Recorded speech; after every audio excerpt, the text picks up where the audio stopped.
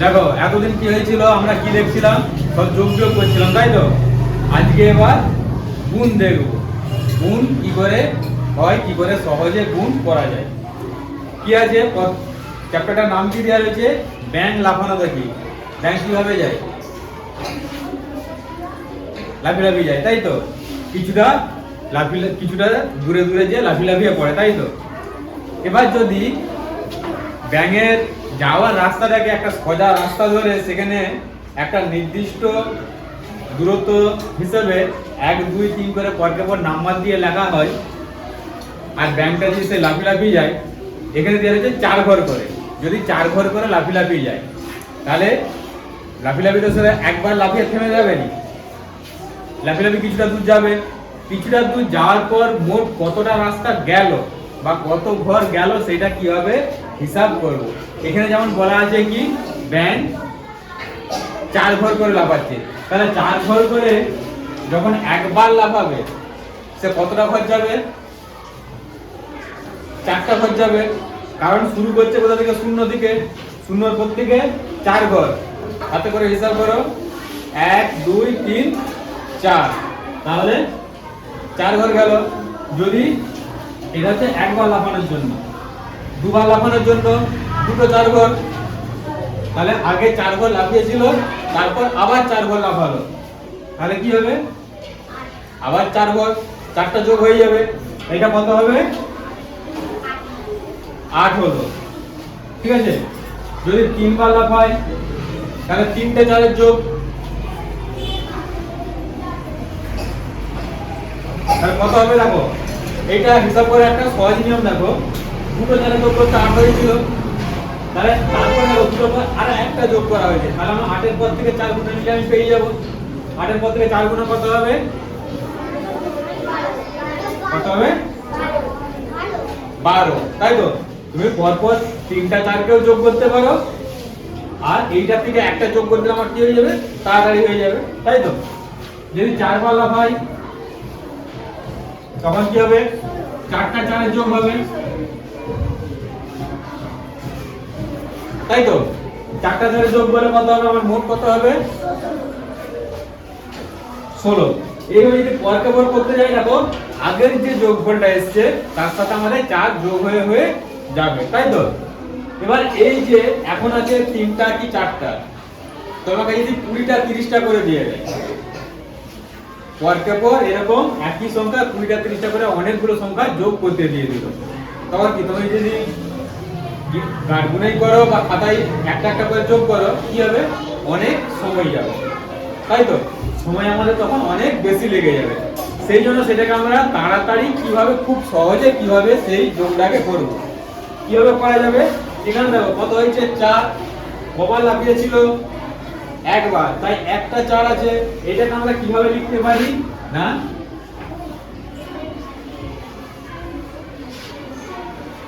1 দিয়ে গুণ করে লিখতে পারি, ঠিক আছে। তারপরে কবার লাফিয়েছিল, দুবার, কবার করে, 4 ঘর করে, তাহলে এখানে দেখো 4 দুবার লাফিয়েছে, 2 দিয়ে আমরা গুণ করতে পারি, কত হবে 8। তারপরটা দেখো কত আছে, কত ঘর, 3 ঘর, একই ভাবে 4 ঘর করে লাফিয়েছিল, সেটাকে আমরা কিভাবে লিখতে পারি, 4 গুণিত 3, কত হলো 12। দেখো একই হয়েছে। তারপরটা 4 বার, একই রকম ভাবে রাখো,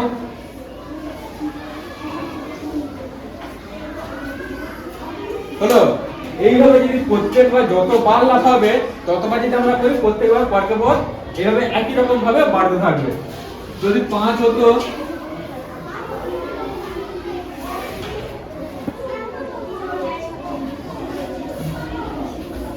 এইভাবে বেড়ে বেড়ে যেত।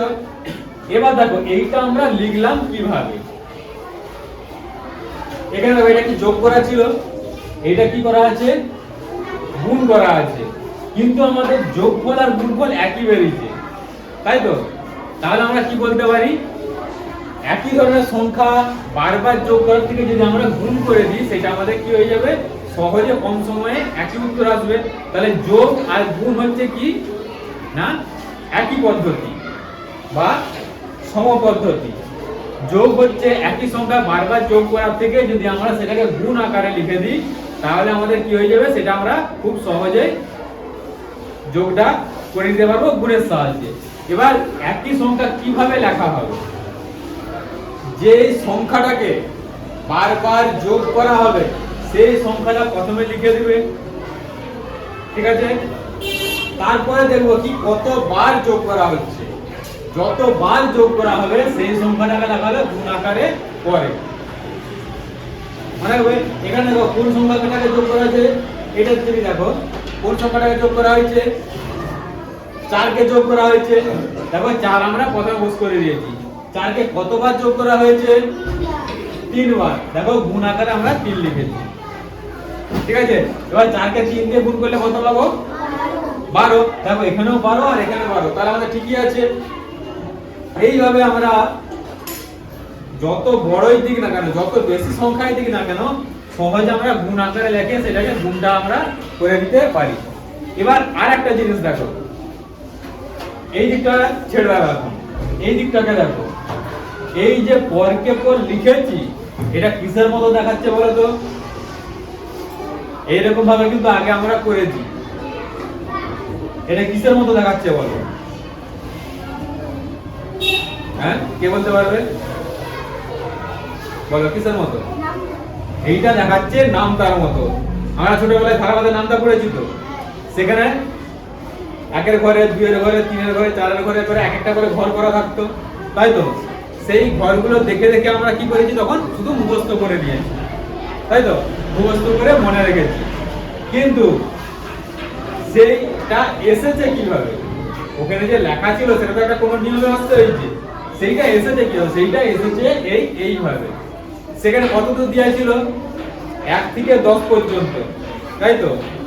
যেই ঘরে ধরো না কেন 1 থেকে 10 পর্যন্ত দেওয়া ছিল। তারপরে যদি তোমাকে নামটা বলা হয় 4 এর ঘরে যদি বলা হয়, সেখানে কত ছিল, 4 10 40, তারপর 8 ছিল। এবার যদি তোমাকে বলা হয় 4 12 কত, তুমি বলো তো নামটা তো ছিল, তাহলে আমি কি করে বলবো? কিন্তু আমরা যদি এইভাবে মনে রাখতে পারি, আমাদের যত বড়ই নামটা দিই না কেন, যত ঘরেরই নামটা দিই না কেন, আমরা সেটাকে কি করব, খুব সহজেই বার করে নিতে পারবো। মনে রাখবে কি বললাম?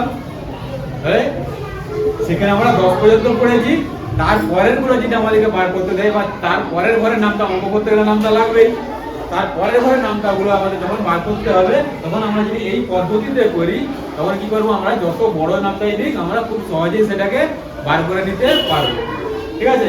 এবার এটা ছিল 4, যে কোনো সংখ্যা দিক করতে পারবে।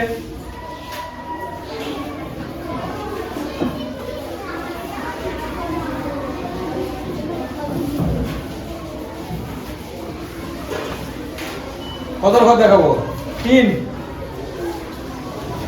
আচ্ছা, বই যে এবার দিয়েছে প্রথমে 2 এর ঘর দেওয়া রয়েছে, এটা কিন্তু লাফানোর মতো করেই ধরা হয়। কেউ মনে করো লাফাচ্ছে 2 ঘর করে করে, একই রকম ভাবে 2 ঘর করে করে, তাহলে একবার লাফিয়েছে তার জন্য 1 দিয়ে গুণ, কত হবে 2। আবার 2 বার লাফিয়েছে, কত হবে, তার কত গেল 4 ঘর। তারপরে 3 বার লাফিয়েছে, কত হবে 3 দুগুণে 6 ঘর। তারপরে 4 বার লাফিয়েছে, কত হবে 4 দুগুণে 8 ঘর। এইভাবে যেখানে বসে দিই আমরা কত দূর শিখেছি, নামটাতে 10। যদি আমরা এরপরে অন্য চলে যাই, মনে করো 12 ঘর লাফিয়েছে, তখন কি করবে, 2 কে 12 দিয়ে গুণ করে দাও, কত হবে 12 দুগুণে 24। কত বেড়াচ্ছে? আবার যদি 15 ঘর হয় তাহলে কত হবে, 15 কে 2 দিয়ে গুণ করলে 30। দেখো এখানে যেটা বেরিয়েছে সবই কিন্তু 2 এর ঘরের নামটা। যদি আমাদের 10 পর্যন্ত থাকতো আমরা সেটা পড়েছি, তারপরে এইগুলো যে বেরিয়েছে এইগুলো বইয়ে ছিল, বইয়ের ছকে থাকেনি, কিন্তু আমাদের নামটা আকারে বেরিয়ে গেছে। তাহলে এইভাবে যদি আমরা একই সংখ্যা বারবার গুণ করি, বর্গকে বারবার গুণ করে আমাদের সেটা কি একটা নামতার আকারে এসে যাবে। তাহলে এটা হলো 2 এর ঘর, আগে 4 এর ঘর দেখলাম, আর একটা ঘর এবার লিখে লিখে যাচ্ছি, তোমরা নিজেরা বলো।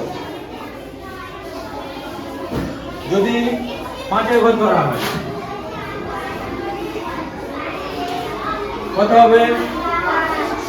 এখানে হবে 5। যদি দুবার হয়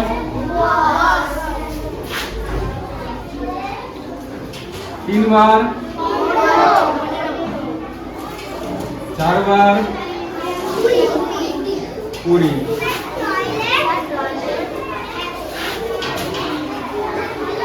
5 বার হলে এবার যদি একদম 10 বার করা হয় কত হবে?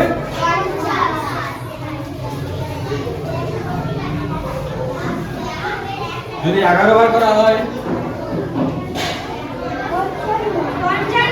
55। দেখো এখানে একটা খুব সহজে করা যায়, যদি পরকে পর লেখা হয়, আমি এখানে মাঝে কিছু ছেড়ে দিয়েছি, কিন্তু যদি পরকে পর লেখা হয়, দেখো সব ঘরগুলোই আগে যেটা বেরিয়েছে তার সাথে একবার যোগ করে দিলেই হয়ে যাবে।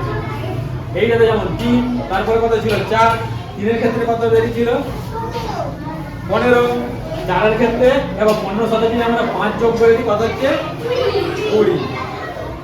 আবার 4 এর পর 5 এর ঘর, এইটার সাথে যদি আবার 5 যোগ করে দিই কত হচ্ছে 25। তাহলে আগের সংখ্যাটা যদি আমরা পেয়ে যাই, তাহলে তার পরেরটা কি করব? 5 বা যে সংখ্যাটাই থাক সেই সংখ্যাটা যোগ করেও পেয়ে যাবো, বা যদি গুণ করে দিই তাহলে এমনি পেয়ে যাবো।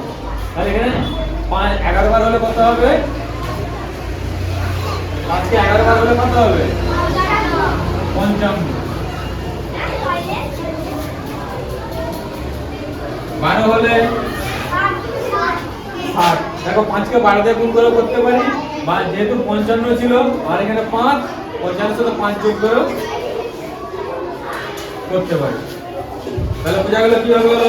এইটা দেখো 5 এর ঘরে, এইটা 5 এর ঘরে নামটা হয়ে গেছে, দেখতে পেয়েছো? তাহলে 2 এর ঘর, 4 এর ঘর, 5 এর ঘর, এরকম করে যেই ঘরে দিক না কেন সেই ঘরের নামটা নিজেরা তৈরি করে নিতে পারবে এবার থেকে। হয়ে যাবে তো? বোঝা গেছে না? যায়নি? বোঝা গেছে? করতে পারবে এবার নিজেরা।